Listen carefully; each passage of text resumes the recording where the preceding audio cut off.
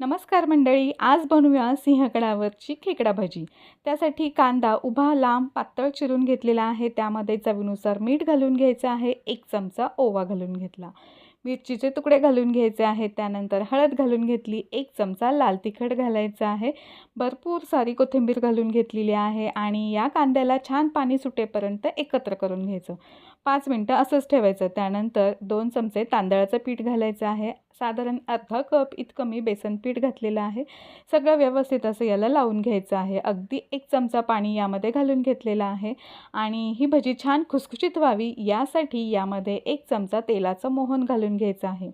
आता तेल चांगलं कडकडीत तापलेलं आहे तर त्यामध्ये आपण भजी सोडून घेऊया।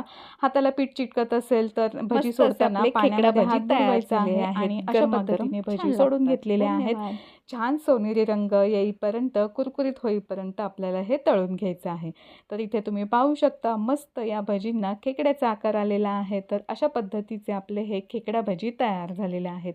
मस्त असं हे गरमागरम खायला खूप छान लागतात। धन्यवाद।